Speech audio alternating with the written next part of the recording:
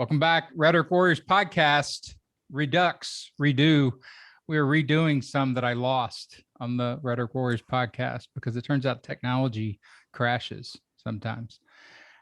This is the podcast for those who want to learn about rhetoric and how to straighten out the world with words, the bent words, the boomerang words. We're making them all javelins. We're going to make everything nice and straight and clear in rhetoric world. I'm Dr. Dan French, rhetorician, PhD in rhetoric, late night comedy writer, founder of Rhetoric Warriors. I have a new book out, 21 Coliseums of Persuasion, all the different softwares you need to oscillate through in order to win with every single human being. That's the offer. The podcast, we talk to comedians about their politics, always crazy and fun, and I let them do uncensored bits here because they're afraid to talk in clubs anymore. It's too much trouble. I talk to extreme political viewpoints, or at least people that are far away from me, which typically is the right, because I'm a comedian. I want people to be relaxed. And I do conversions on that. So that's fun. And I talk to persuasion pros and people who are doing interesting things and have social issues. And how are they getting those things out? What are their strategies? That would be today's guest. She's a persuasion pro and she has a entrepreneurial business and a background in education and does all sorts of interesting things. And we've talked before, so this is going to be a revisit, but the other time I've redone this, it's been even better just because I know some things about these humans now. This is Adina Tovell. Adina, well, it used to be Laver and now it is Tovell. Tovell. I made some kind of amalgamation of, that's funny. It's sitting there right in front of me. That says Lavelle. So Tovell, and she's the founder of Courageous Curiosity, which is a training. It's a program. It's courses. Do you have a book? We do not have a book yet. Soon. But you will have a book. She has all the things. Welcome, Adina. Thank you, Dan. It's great to be here. And I love the idea that we're talking about rhetoric and words, which I find fascinatingly interesting for so many reasons. So it is a real pleasure to be here. You know, it's fascinating. I've talked to a lot of people. Like we have a co-friend, Christine Kaisinger, Dr. Kaisinger, who I went to grad school with and has a communication studies degree, but from interpersonal approach. And she's integrated a lot of the communication studies things into healing arts and mysticism and all sorts of cool stuff. And when I contrast myself with her, like rhetoric, hardcore rationalist, I'm a mechanic of talk. Like I don't really care about what seeps inside and the internal universe and world of people. I care about strongly influencing their behaviors mostly, but their beliefs and their thoughts. But that's what rhetoric pushes you towards, is being a mechanical view of the world. But you guys come from it a very different way. I think you see the technology of language being very useful, but it's kind of a means to an end, right? You're trying to get somebody into a belief state or a different orientation to the world. It's true. And I actually think that there may be more related in the mechanical and this other view that you're saying, because if we're trying to influence people's belief systems, that understanding how language helps to seep in, how the language shapes that belief, how that language brings that sense of doubt or openness to conversion, as you talked about in your introduction, that it's that really powerful tool.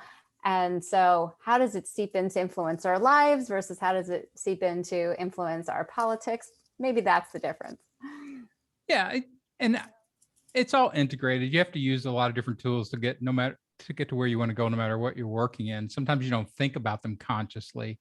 I was talking to somebody earlier, and she comes from a very amalgamated cultural background. She was born in Haiti, raised in Switzerland, taught German and French, and now she's in Vancouver working in the industrial industry with a bunch of men. And she talked about constantly watching her mom, who was Haitian, in Switzerland, adjust, and how she's learned how to adjust. So every time she goes to a new culture, you develop these strategies and techniques. You don't think about it in that way. It's an informal set of theories, whereas rhetoric is a very formalized set of theories, but it's all the same thing of trying to get somewhere in the world and get people to agree with your perspective on the world. And I think to be able to make those connections, because exactly what you're describing with this woman from Haiti is anytime I'm working with a group or an individual, there's always this seeking to match what is their style, what is their belief system, what language do they latch onto, because we'll be most persuasive and best able to connect and best able to influence the more we can match and align to that. So let's go back. So again, I don't want to assume so much of everybody because I've already talked to you once. Orient people a little bit to what you do and what your program is and your way in the world. So the company is called Courage to be Curious, and it is a coaching and consulting company. So we do coaching with individuals, we do leadership development coaching, and it really focuses in that respect on the aligning of our beliefs, as we've been just talking about, to what we want to have expressed in the world. So whether that's personally in someone's life or it's in the workplace, one of the things that we work with on leaders is sometimes their leadership, their style of leadership is not at all aligned with who they are in the rest of the world. They just don't have another leadership paradigm. And so we work on shifting that. Or they want to really have impact and be able to support and influence people, but the language that they're using or the ways that they're connecting are not facilitating that. So we're a coaching consulting company. We do that coaching. Consulting, the area that we work in is really in this area of inclusion and belonging. And we look at belonging as, right, how do you influence? Somebody has to feel like they belong somewhere. They have to feel like they matter. In order for there to be a strong connection, for there to be positive influence. So we work on the corporate side, we work on the individual side. We have a podcast also, Courage to be Curious with Adina Tovell, where our goal is to help people wonder their way to brilliant through the use of powerful questions. And so we really look at all the anatomy and opportunities to use questions to shape and design our leadership, our lives, and our influence in the world. So your rhetorical tools are questions. They are. So give me an example of a highly effective question tool that you use. So one effective question tool that I really like is when somebody says to me, I'm really struggling and I can't do this, or I don't seem to be effective at this, or I'm not getting the results that I want. So they're very focused on the can't and what they're not getting. And I will say to them, and it feels like magic every single time I ask this question, which is why I love it. And I'll say to them, well, when was a time you were ever effective at that? Because when they've been telling me their woes, they're in this space of, I'm just a failure, it doesn't work, all of those things. And as soon as I ask the question, it's like having a key to a magic door inside. When was a time that you were? And immediately, I've never had it fail. They're always able to find a time, and then it just sort of opens up because the opportunity to apply that. So that's one of my magic questions that I really like a lot. We've got a tool belt of magic questions, but that's one of the ones I really love. Yeah, and I think that is where things like rhetoric, dovetail with what you're talking about is magic tools. Is that you either through practice or through some type of theory or learning or like, hey, I wonder if this will work, and you try it with people and you see over and over again, it has this type of success with people because it ties into something psychological or, it brings things together that makes sense to people enough to where they can get to that perspective that you want. So it's great to have those tools, right? To walk around with that tool belt and be like, I'll just pull out this one and see how this works right now. And yeah, there's also this piece, like you were talking about the mechanics, because one of the things that we do talk about is the mechanics of questions, because there is an anatomy to a question as well. And, how does that work? The word, the interrogative that comes at the beginning, are you asking a why question, a when, a how might, a where, how are you structuring the beginning of the question has a lot of influence in what happens for the person on the other side. One of the things, it's kind of widely taught out there now, is to maybe avoid more of the why questions. And having been an educator, I sort of love to talk about this, is that in school you give an answer, and if you give the right answer, teachers had a habit of like nodding and saying yes and great and good job. And if you gave an answer that was wrong, it was like, well, why do you think that? And so you only got the why, and that was your clue that you had just screwed up, right? And we've been conditioned about that for a long time, because we have a bias. And this happens even when we're out in the world, whether we're with friends or in the workplace. We have a bias for what we think we want to hear. We have a bias if we're in the workplace and we're sharing ideas, or we're in a meeting, of what we think we want to hear. And we love getting confirmation. And when we do, we're like, yeah, right? We're all excited. And when we don't get that, whether we feel judged or we're kind of skeptical or whatever it is. And so when we structure the questions, there's this anatomy of how do you structure it that is actually going to open things up or move something forward or remove a defensiveness in the way that you ask it. Yeah, I think, have you ever taken any type of interview training, like any question training specifically? I actually do interview training and question training, but I've never actually taken any. Well, you don't need to, when you know it, right? I will say, I'm actually, Dan, I want to mention this. I want to do a shout out. Actually, both of the authors of this are going to be on my podcast shortly. And since we talked the last time, I was introduced to this book. It's called Ask Powerful Questions, Create Conversations That Matter by Will Wise and Chad Littlefield. And, I wrote to them to invite them onto the show and said, basically, all right, you wrote my book, so now you have to come onto my podcast show. That's great. Yeah. But what they do in here that is so absolutely brilliant is they really do. They break down the mechanics of how we go about constructing questions, what the power questions is, what it can achieve, but also how people will react to different structures of the questions, timing of questions. It's one of the most broken down, detailed books I've ever seen on how to do this really well. And, this is the kind of work that we teach. And I was like, so when you asked me about a book, it was like, okay, I don't have to write this one because they already did. So now I can go on to plan B. Yeah. Well, that's the nice thing about communication experts. And I don't know if those guys come from communication background or not, but they break down all the micros in things. So the Socratic method, is a question system, again, from the Greeks 2,500 years ago. Like when you're doing philosophical argument, it's better to not contradict people and do confrontation. It's better to keep them involved by asking them more questions. And there's an art to doing Socratic method. And there are schools that are built completely around that as an educational model, where they never tell you you're wrong. They never tell you you're right, really, either. But the questions keep the process going. And that's an educational tool in that setting. In stuff like sales, you'll get things like motivated interviewing, where, it's a designed structure to keep people moving towards a yes. And so questions can be adapted across situations like that, but it is very specific rhetoric tools, and it's done very micro ways. When I was part of my degree was in cultural studies, which uses ethnography and autoethnography and deep cultural immersion to study, cultures. And there's tons of techniques within ethnography for asking questions. Like a lot of times they'll show pictures instead of asking verbally, like, well, tell me about this picture. And if you do that for people, like show them their photo album or things like that, they tell these deep, intricate stories. But if you just ask them, well, tell me about your father, they can't do it. Right.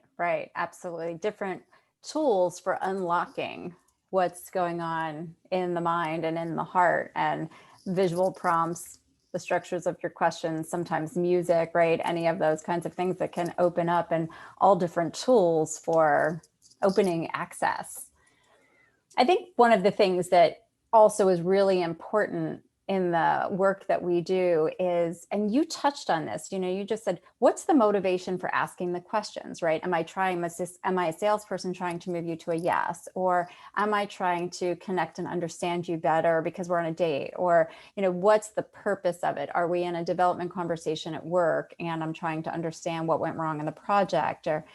And this what's the disposition and the motivation behind the asking of the question, and really being intentional about that. And so for us, really thinking about the platform of curiosity, and curiosity as having this desire to know and understand something without a preconceived notion being at play, which is actually really, really hard. I mean, the first time you and I talked, you asked me to define curiosity, and it was like, yeah, the desire to know and understand something.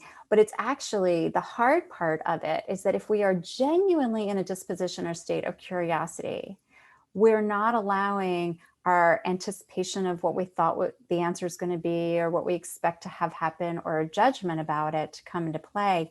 And for me, that's the really hard part. But where things really get going is, not if I'm trying to get you to a yes. Actually, even if I am trying to get you to a yes, I would say curiosity has been one of my greatest tools for like getting, new clients, right? Just let me just be really genuinely curious about you. And then people want to do that work. But when we're trying to be in relationship with other people, assuming that stance, which is a really hard thing to do, is so important because of what it conveys to the other person.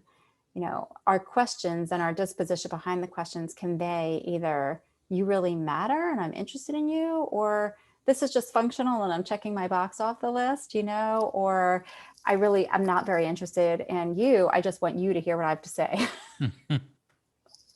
Yeah, I think, anytime you get into these situations, no matter what the actual framework around it is, like dating, right? Or business, or doing some type of healing with somebody, or doing therapeutic listening, like within your family, and all these different things, educational listening, all these different things that you can use listening and questions for, that you start to adapt these sort of big tools, these strategies and tactics down to those situations. And you realize, like, once you have that orientation, like if you just turn your own curiosity loose, it will drive the technique. Like, you have the techniques and you're always adapting them. You're always making changes as you go. But the techniques get basically, charged and enlivened by the actual emotion that you're in.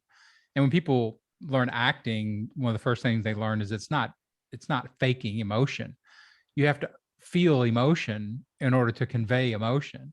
So like even doing these podcast interviews, I'm, sincerely interested in the people I have on here. Like there's only been one guy when I kind of wanted to go after him a little bit. I wasn't really interested in him. I kind of was, but he was an authentic sales kind of guy. It's fun anyway. But I pick people that I'm authentically interested in because it drives the energy and the technique and everything else, and keeps it from being a dry mechanic and brings it to life in a human connection. Yeah, I mean, absolutely. And I think, you were talking about people, so we have the tools, and I work with a lot of people who, I think you're an actor, you are a writer, you are skilled, you have, so much education. What I find is curiosity on the one hand was the most natural thing we were born with, right? We came out with it. But I'm an educator initially by training too. And I, feel really strongly that our education system almost like pounded out every last bit of natural curiosity that we maybe were born with, which we see because the average person, the average child would ask 100 questions a day, and then, or more, it was an average. And then by the time we're like 14, 15 years old, it falls off a cliff to like under 20. And I think adults, aside from really functional questions, ask almost no curious questions at all. And that it's a tool that actually has to be retrained, a way of thinking that needs to be redeveloped and reignited for many people, because even though it was natural and innate when we were born, we've lost it. And, you and being in comedy, I mean, comedians have to be among the most curious people in the world, right? You're observing the world through this incredibly curious lens and then curating it into this material that helps to bring it back out to people in ways that are going to be intriguing, creative, but also hit really close to home, that everybody can see themselves reflected in it. And that many people's lives are structured in a way that curiosity is not part of what's happening naturally all the time. And so, a lot of what we do is to reignite that, because I think it is what makes connections and relationships stronger. It makes us have a different experience in the world. How does that work with corporations? Do they at first, like if you bring up curiosity, there's a whole set of tools and emotions that they label as soft, right? The soft skills and that kind of stuff. Do they see curiosity at first as too soft? Like, do you have some people who hesitate to bring that in because it sounds too touchy-feely? Even though now that you're talking about it, clearly there's some real meat to this. There's some real, clear mechanics to it, clear outcomes, clear value. But I would imagine, like, anytime, I know I see this a lot with Christine, she does Reiki and everything else. And as soon as you mention any of that, people are like, oh, I don't know what to do with that. So is curiosity doesn't seem like a super soft word, but I assume that a lot of corporates see it that way. So actually, I think things are changing a lot. I think I would have said I agree with that. And maybe even pre-pandemic, we would have, I would have felt more strongly about that. Certainly what happened with George Floyd in the country has kind of skyrocketed diversity, equity, and inclusion to the top of the radar screen of everybody's, or top of everybody's radar screen. And then also with COVID, and all the mental health issues that have come in, and suddenly recognizing we need to pay attention to our people as much as we need to pay attention to the bottom line, maybe even more so. And so I think that there is actually a very heightened level of interest right now in how do we get better at connecting with our people, helping them feel safe, have psychological safety where they are, emotional safety where they are, of having them feel engaged and as though they mattered as people are working more remotely. It's a big question. Engagement is a totally different thing now, right? If we're not all in the office, but people are scattered all over the place, and we know that that's going to continue, that many people are going to remain remote. And so how do we connect with our people? How do we make sure that they are well, and feel emotionally supported, and that they're feeling as though they're making their best contribution? So I think there is a really heightened sensitivity to that and interest in how do we go about creating cultures of inclusivity and belonging, creating cultures of where people feel valued and as though they mattered. So I'm finding now, almost to my surprise, for the reasons that you said, that there is a lot of interest in this kind of work right now.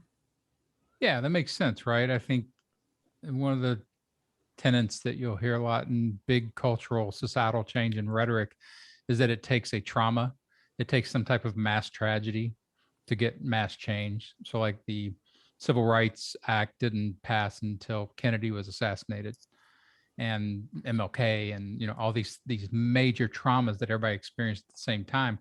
Then you can get big societal shift.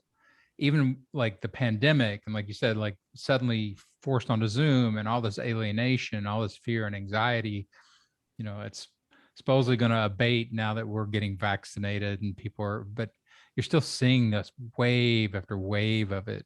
So I can see why that would play very well into that idea of, hey, this isn't going away. This is what we're dealing with right now as a culture. You need new skills and to pay attention to this stuff.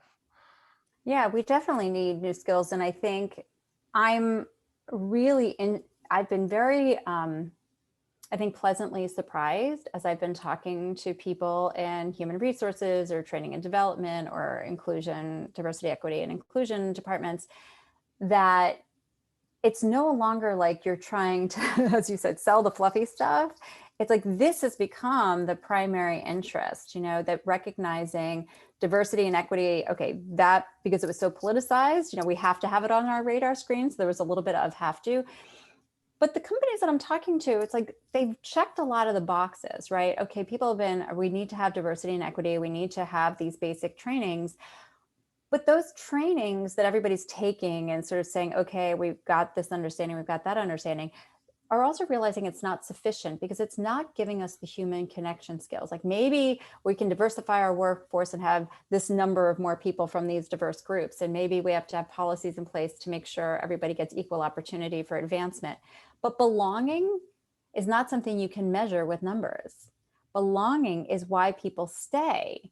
And unlike, as you and I know, in the past where people would join a company and stay for 25 or 30 years, that's not happening. Like, you're lucky to get 3 years, right? Right. You know, in this culture. So the focus on having people feel like they belong someplace and they feel valued there and that they have voice is so much more important. And I think companies, rightfully so, are paying so much more attention. How do leaders lead? How do they communicate? How do they connect with people? And how do they help people to feel valued? It's fascinating to see this stuff start to filter its way back into corporations now, because being an educator for 20 years in college, you would think college sort of has moved things up to where it's mostly just information transfer, right? Like, it goes up to a meta level where it's not like kindergarten where you're helping them with their basic life, skills and daily physical stuff because they can't do it. Slowly as you move up through education, you become more and more distanced from your students, like, as human beings. And in college, you're like, okay, I'm just here to give you information, and I'll evaluate how well you absorb it. But it always fascinated me, like, how people would import all the teacher stuff, and you're supposed to care about the students, and there's a connection, and all that rhetoric, and training that they brought from these other earlier dimensions of education got imported even into college. You had to act like you care. Not that I didn't. Well, that I Dan, didn't now that you care, brought it up, now that you brought it up, I wasn't. Well, I will say this, having a daughter in college, right? She's at University of Vermont, one of my daughters in college. And we've recently had this conversation because I grew up in education too, not in higher education, but in K to 12. And, we've often talked about some of the classes that she's taking, and then what are the issues that kids on campus are really facing. And I've often said to her, if I were going to design a college curriculum right now, like, I want there to be a financial literacy. I want there to be self-defense. I want there to be, kind of, how do I manage our money? How do we communicate effectively with people about our needs? Like, they are the life skills. But as you're saying, okay, maybe we had them in kindergarten. Well, I'll tell you, No Child Left Behind kind of got rid of that over, about 20 years ago too. So there's almost no place that we get those training in the skills that are for life. And at college, the things that students are facing between the, spread of students who are taking their lives, the addictions, the bullying, the physical assaults. I mean, these are really, really major issues, not to mention the fact that many students just never spend a lot of time away from home, and the traumas that they incur. So maybe societally, we're looking at having to shift back. And I work with a young woman actually who was just in Denmark on a study abroad program. When she listens to this, she's going to be like chuckling right now, but they are a country who prioritized happiness and well-being. Right? So they literally, and this permeates through everything. So they are a social system. All of your basic needs are met. So your childcare is met, and your aging and your healthcare and all those things are met.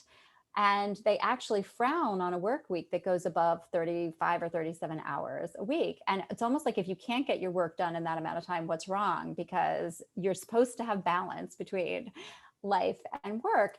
And when they've done these happiness studies globally, that they're at the top of the list, because they recognize that it's actually humans that live in their country and not robots that live in their country. And, did the due diligence of getting curious and looking, if we wanted to have a happy, healthy population, how would we structure things? And we haven't asked those same questions here. No. I wonder if we're even fully aware of what questions we've asked to arrive at the structures that we have. No, I think that's a great question. There's, again, you asking questions.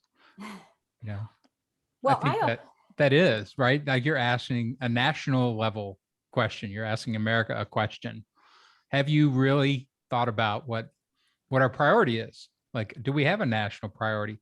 If you look at the Constitution, it's life, liberty, and the pursuit of happiness. That's not happiness. That's chasing happiness. And they give you plenty of opportunity to chase it. there's not a guarantee that you'll catch it. Yeah. Denmark sounds like they're more interested in helping you catch it. I love that, actually, that distinction. And I hadn't thought about the language of it that way, the pursuit of happiness, which goes to the importance of the language that we choose and the language that we use is we put a word in there of pursuit. Well, we got a lot of people pursuing, we've tied it to finances and money in lots of ways, but there's never that catching. And that is the struggle and the suffering that most people in America are up against. Yeah, and look at how many people catch the American dream. They have the house, they have some money, they have stability and all these things, and they still don't have happiness, like, because it's not in that package. It's not in the American package of what that actually means. You see it come back up, and I think this is sometimes when I see corporate wellness and that kind of work, I'm like, yeah, because we've ignored that in the other areas. The churches try to make up for it, and education is kind of forced to make up for it. But really, it's a societal gap. Maybe if the Constitution is that we guarantee you'll be happy. Exactly. It's interesting because that question that I just posed at the national level, right? Have we really thought about what question is driving us, our choices and our priorities, is the same question I ask personally. And I remember asking it of myself, and it came up around this happiness thing. Since we're talking about this, I was in my coach training program, 10, 12 years ago.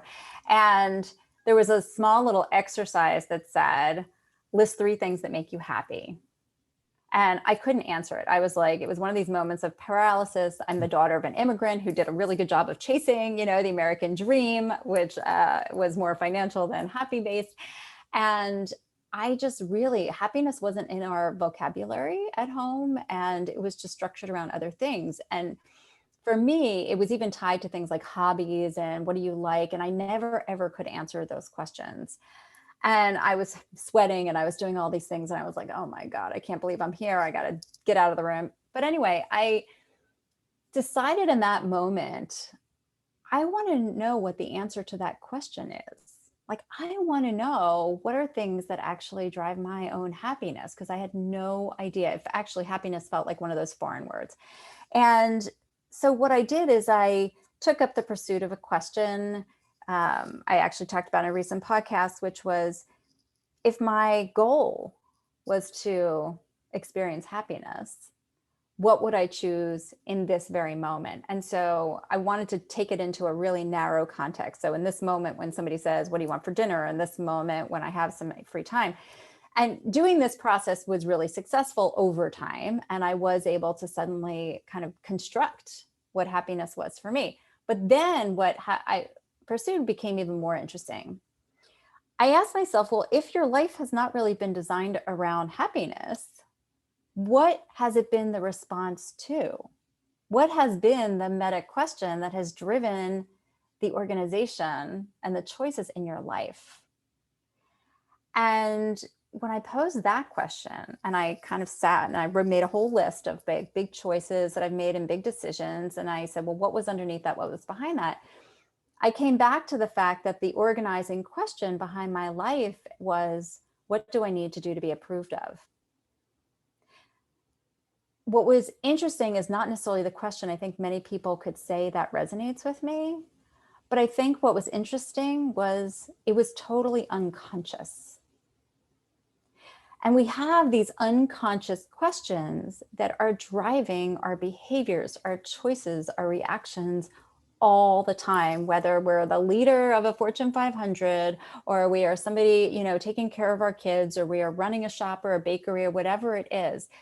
The subconscious is so powerful, and we always are, everything we say, do, and feel is a response to some question that has been kind of wired into our subconscious.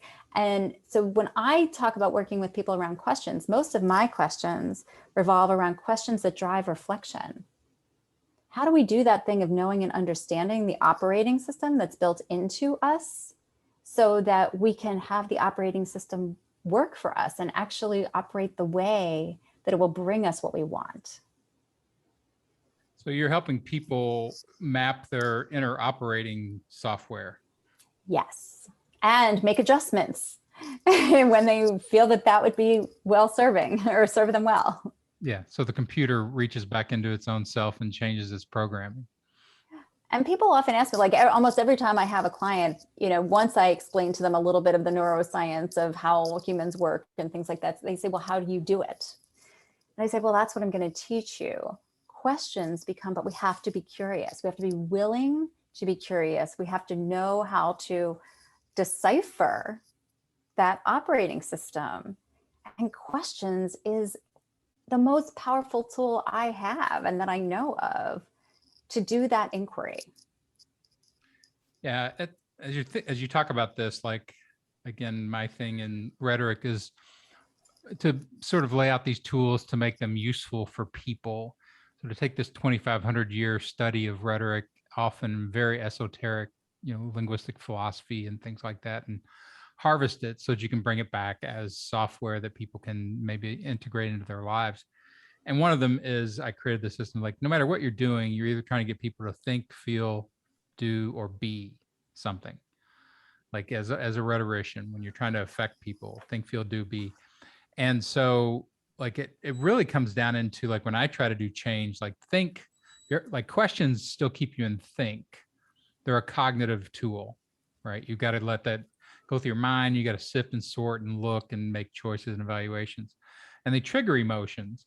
But one of the easiest ways to do it, I've found, like when I do conversions as opposed to like direct cognitive uh, change, which is argument and things like that, is just put people in the experience, in the new experience. No matter whether they want to or they think about it or whatever, it will act backwards. So like when I got into stand up, I always enjoyed public performance, but I'd never done anything like that other than sort of teach a little bit in college. And I just remember walking towards the stage going, I am totally untrained, unready. Nobody's ever, here I go. And, I was suddenly on stage for the first time in my life for 5 minutes. And it was just such an infusion of experience. It changed everything just in that 5 minutes. Like it literally reoriented me. I've done it for 40 years now. It was that Right. powerful.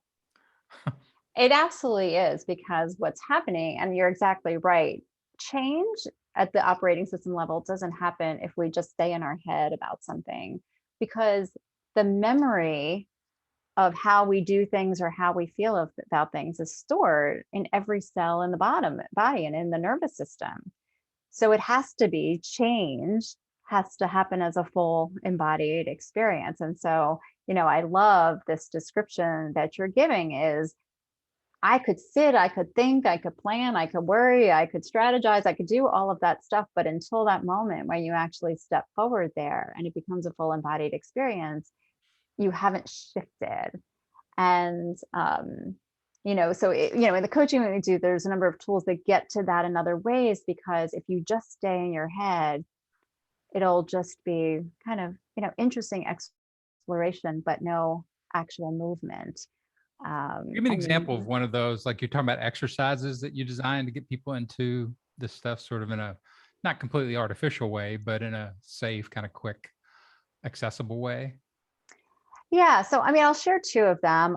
One of them is, much, I guess, more simple to explain, but it's one of the reasons even in coaching you do a lot of role play. Like you had to get up in front of there and you had to do that. And so I learned early on in my coaching practice that, okay, we could talk about things and they could say yes, and they demonstrate or make it seem as though they understood and got it and were energized to go, and then wouldn't actually follow through with the thing that we talked about. And I realized because they hadn't taken that step, they hadn't embodied it in order to own it. So I do a lot of role play. I almost feel like we're on stage as, I'll say, okay, brief me on who the other character in the scene is. And we Right. actually, in your language, we would do scene work, right? Where we actually practice the scene back and forth. And I keep pushing them a lot like a director would, in Mhm. order to get it to where I can feel that they can feel it. Right. So we would call it role play. We would call it scene work. It's very much, we do that until I can feel that they have claimed it fully inside. Right. So that's definitely one of the tools that we use in a full group experience. I often have people build things, right? And they build things with their hands and they construct them. models for things that they want to have, or models that they're using in terms of human forms. But if you ask somebody to build a model of that represents an experience that they want to have, there's a whole other piece of them that has to go into that. And so that tactile piece. The third thing that I can mention, here that I've done a lot of work with, and there are a number of processes in the therapy world that are related to this, whether it's EMDR, which is meant for releasing trauma, or hypnosis or things like that. Each of these different techniques is aimed at shifting how the subconscious is experiencing something. And so I have a particular tool that I use, but here's like the magic of it. When I engage with somebody, there's the conscious mind, the thinking mind, the one we're using to talk right now, which only represents about 3 to 5% of what's happening in our active world at any given time. It's like the iceberg effect, 10% above the water, 90%, except this is only 3 to 5% above, is in the conscious world. And 95 to 97% of everything that we are thinking, doing, feeling, every movement that we are making is being driven by the subconscious mind. And when I approach people, we approach them as though the subconscious is actually a breathing, independent entity that they can have a relationship and that we can communicate with, because it actually is. In the beginning, it's kind of weird because they don't know the separation, but the separation is you're telling me yes, yes, yes. Everything about your body is telling me no, no, no. So I know that the subconscious has a different idea than your conscious mind has right now.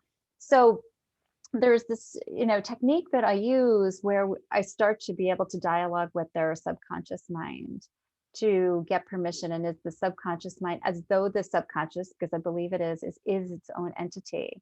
And using muscle testing techniques that chiropractors have been using for forever to communicate with the body, is developing and establishing a relationship. I know this is one of those things like Reiki that's going to sound like off the chart.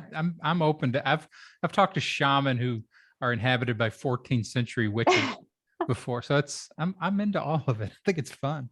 Yeah, and I do think of it a lot like that computer we were talking about before, is that you have the hardware, you have the software, and then we have like the keyboard and the parts we see externally. So we operate at the keyboard level, right? Which is like the smallest fraction of capability of the computer.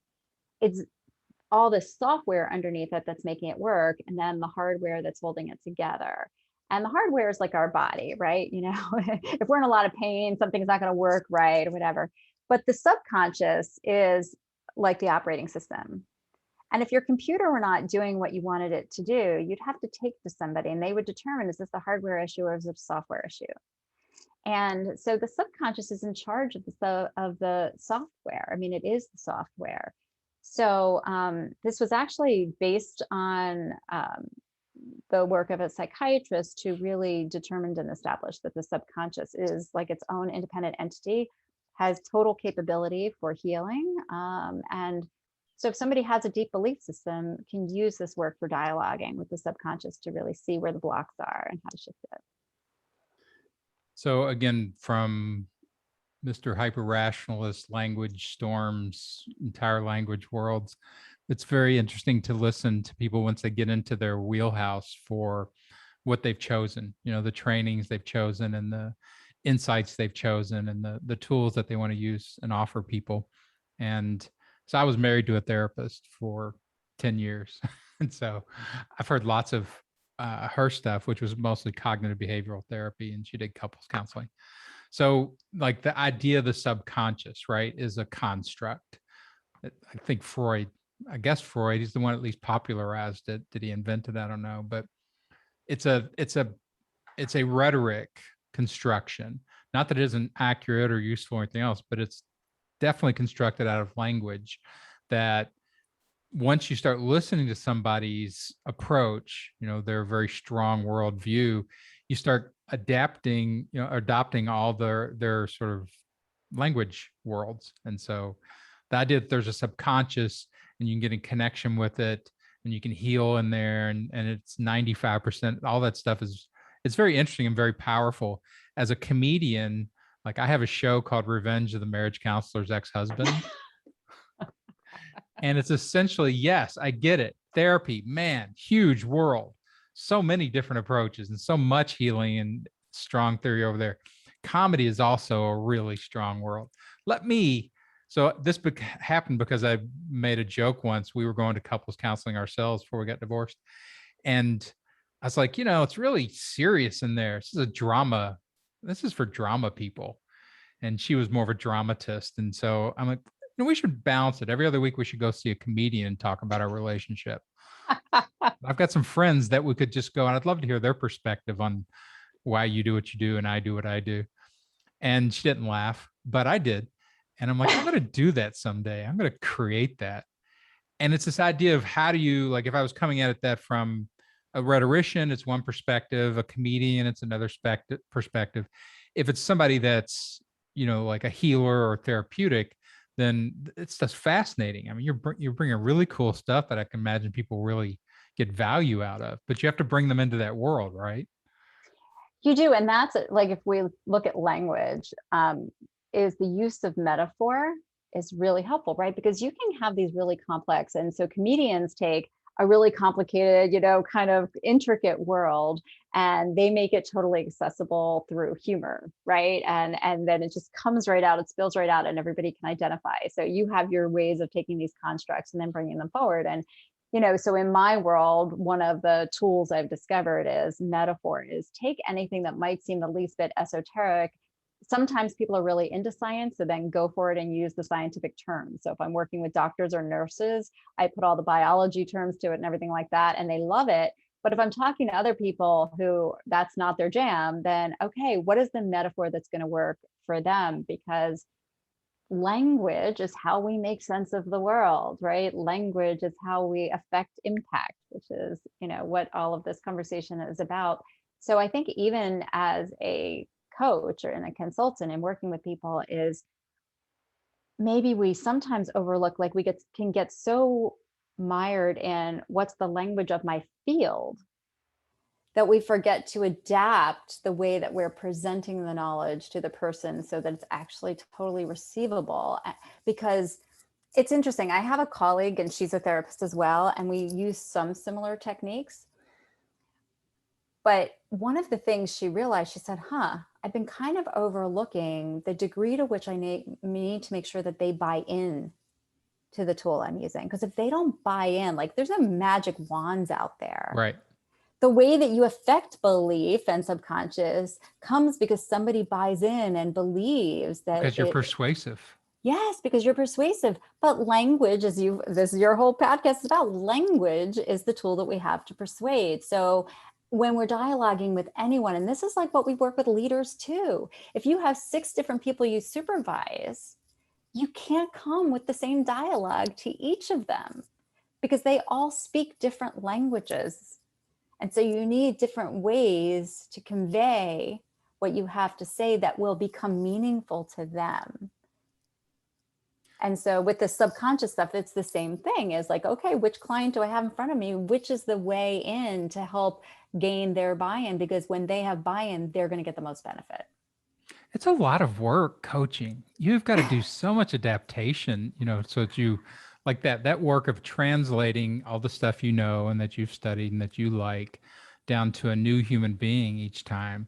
And you see the things that aren't working, and you see the, language adjustments. And people get this when they talk to little kids, like when suddenly you have to take a kid through a complex topic or something, you're like, oh my God. And you can feel that communication challenge. Like I was watching a movie the other night, this horrible movie with Casey Affleck that I think he wrote and directed, which is a bad idea for an actor because they keep the camera on themselves forever. But he was talking to his daughter in this dystopian movie, and he's like, one of the things he trained her to was like, listen to your inner warnings. If your inner voice, when it starts to tell you something's weird, don't talk yourself out of it. Listen to it and get out of there. And she made, he must have said it to her 10 times during the movie, your inner voice, what's true here. It's real, it's authentic, it's trustable. And so he was training her to that, and to get that to where a kid can understand it, repetition, simplification, taking it over to a metaphor, So if Barney the dinosaur tells you, to leave, then you should leave.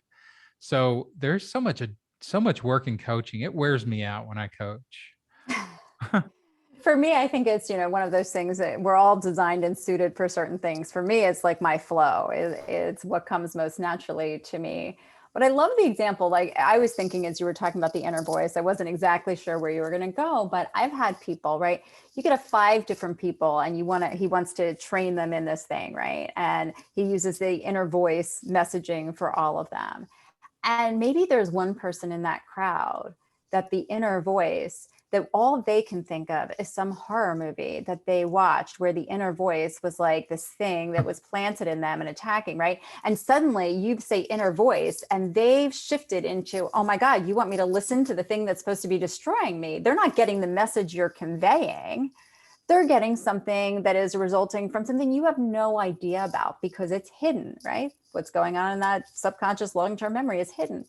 And that's where, as rhetoricians, as people who are aiming to influence, yes, it is so much that you have to pay attention to, because if I've used language and I'm getting a response from that language that's totally different from what I expected, I have to shift. And that's why, like, I keep coming back to it, the curiosity. Like, if I just stay curious, if I can teach people to stay curious, then we can make the adjustments. If I'm too attached to the way I'm doing it, or I have to get it done quickly, or I have to get this across, or I have to make this happen, like our attachment to what we have to have as the outcome is the curiosity killer, and then therefore the influence and impact killer.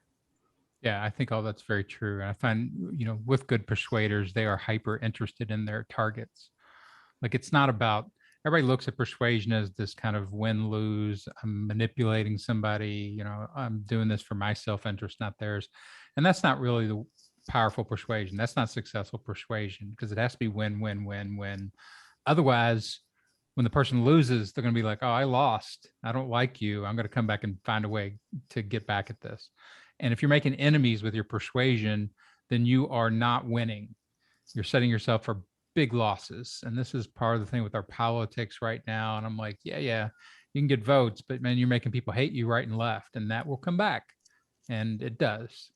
And so I think when you look at that stuff about moving people through things and, still taking care of them as you do that, it is fascinating to watch across industries and occupations and coaching and healing and straight up instruction.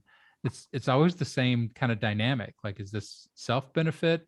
Is this other benefit? Is this our benefit? And to come back full circle, when you sort of were talking about the college campus, and it's my job to fill them with knowledge, right? It's not that easy, because if I've got 50 people in my lecture, the way that I present it is not going to be received equally by 50 people or in the same way. Do I care about the conveying, or do I care about the receiving, which is actually my goal? And if we haven't asked that question, right? If we haven't become aware of which question we're actually answering through our actions, we might be resulting something we never intended. And so I've always been fascinated where professors are sometimes dumbfounded by how poorly students do on a test or something like that. And I wonder, well, were you not paying any attention along the way? Because, if you're curious and paying attention, not only to what you're conveying, but what the receiving is, you probably would have included into the fact that your students had no idea what you were talking about. That's a tough dynamic though, because the value and the enjoyment as a intellectual getting paid, for your thoughts and the things that you've developed, is just communicate it in the way you want to communicate it. This is the way I think and how I feel, and my examples, and that's different than a teacher. Like with the educator, the idea of I'm here to adapt things so that you can ingest them and feel them and get to things. So in some ways, I totally get it. I had an instance once where I started a new grad school, my PhD program, and it was a brand new PhD program. And so there's a lot of people there, master's students, who hadn't really been in a high-powered, I'd come from UT Austin, which was a high-powered educational environment, take no quarter or give no quarter and take no prisoners, keep up or don't, we'll leave you behind. We don't care.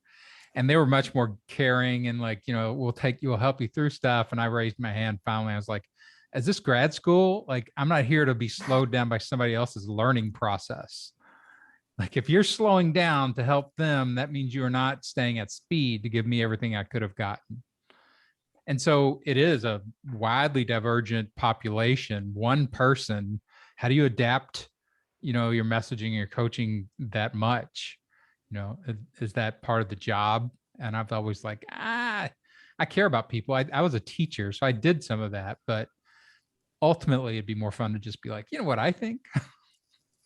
And as you said, there's room and space for everything, right? Because there are people who are like, yeah, just I want to just show up and give me everything you've got. And I think that's why it's important. And it's interesting. It sounds like the two universities may have asked themselves that question. One of them said, which thing is our priority? And if student educating, learning, reception is the most important thing, we're going to structure this way. If having, our really skillful experts and being leaders and developing knowledge and, putting that knowledge out into the world is our priority, then we're doing the right thing. And then as the student, we need to choose the environment that is best suited to us. I think it's just, are we consciously asking and answering those questions? That's like, the interesting, are we consciously asking and answering? Well, I think you and I work in the same ways. I tell people when they come on my show and I'm going to do a conversion with them, it's like, I don't care what you believe. I don't care if you're on the right. I don't care if you're on the left. I don't care if you think Dr. Fauci has a, Satan tail and horns underneath, his med stuff, or if you think he's a saint on earth. What I care is the process. I care about how you get to what you believe. I don't care what you believe. If your process, if I see flaws in your process, that's where I'm going to focus. That's where I can be useful. So the beliefs themselves they'll take care of themselves if you follow a good process. Just most people haven't been trained to process. And that's kind of what you're bringing, like even the idea of, hey, let me hold up this golden orb of curiosity. Everybody look at it. Like that's going to be our defining beacon for a while. And that orients everybody emotionally and intellectually and even behaviorally, that, and it does give them a certain training that I think I would clearly see value in, especially in countering our modern culture, which, as you said, breezes right past curiosity. And it's like, get to training and job training and one of the things that's always struck me, I mean, I saw it in education, I see it in corporate training and development too, is we've designed them to have so much urgency around them. Right? There's so much urgency to make a change or to get to an outcome, right? So much urgency to reach the test scores. There's so much urgency to finish this project, to get this done because there's things to move on to. And in that urgency, we tend to not follow processes, right, to the full extent that would benefit. And so we shortcut everything because we're worried about time.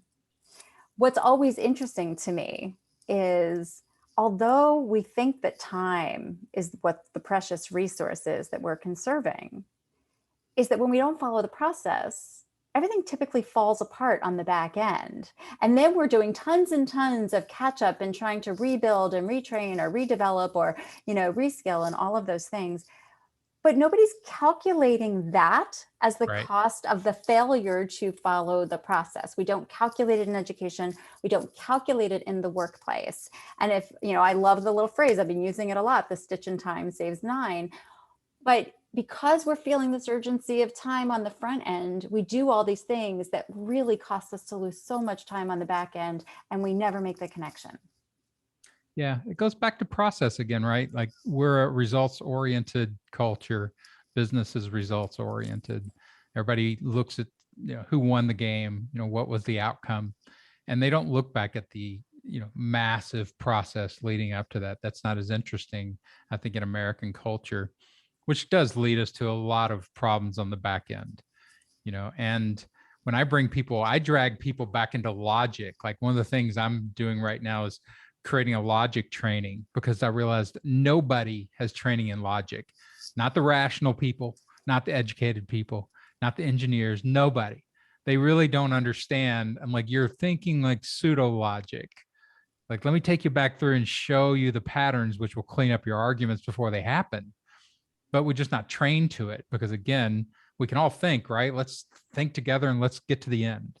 I'm like, let's slow down and let me whiteboard all this for you so you can see the parts of it that you're just skipping. Well, that's good. I think let's work together here, Dan, to swing the pendulum, right? The pendulum has swung so far over here to whether it's efficiency or fast pacedness, and like see what we can to swing it back in the other direction, because there'd be so much benefit for us in doing that. Well, and even as an educator, you know this, like linear learning is a myth. Like it usually is epiphany learning, that you do development, it's messy, and then all of a sudden something just, two synapses just pop together and they get it. And I've always told people when I work with them in creative stuff, they're like, well, how long will this take? And I'm like, I don't know. I've got a process. I know how much time I'm going to spend on it, but you want me to spend my good battery time on it. You don't want me to fake it. And like when I do naming and things like that, which are communication diamonds, right? They're so small and they have to be so strong. I'm like, I take 6 weeks. And they're like, 6 weeks to come up with a name? I'm like, yeah. And I got a process I go through, but they'll check on me. They're like, well, how's it going? I'm like, I don't know. I'm working on it.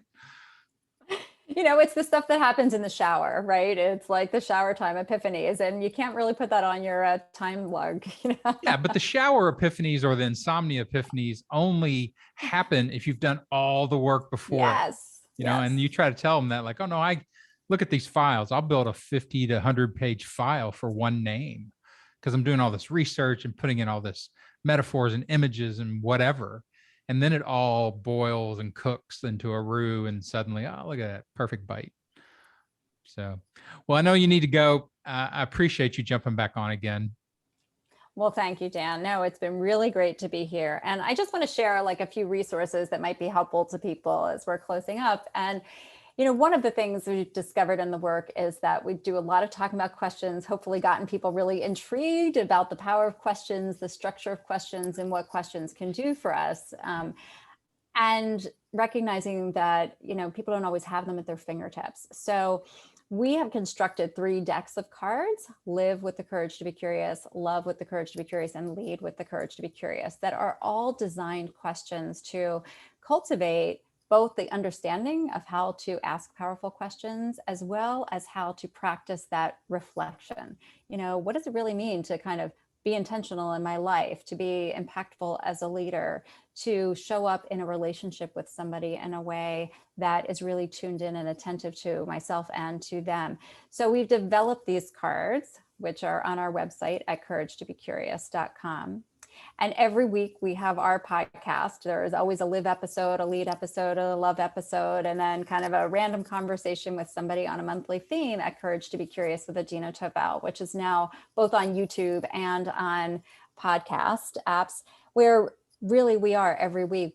How do we wonder our way to our brilliant selves? You know, brilliant, not in the academic sense, but brilliant in terms of being our best selves and the best version of ourselves. And so, you know, I just want to share that with people because I think they are great tools for cultivating this skill set and bringing it in to really positively shape life and leadership and relationship. Yeah. And anybody who's listened to this podcast, you can clearly tell that Adina has a lot to offer.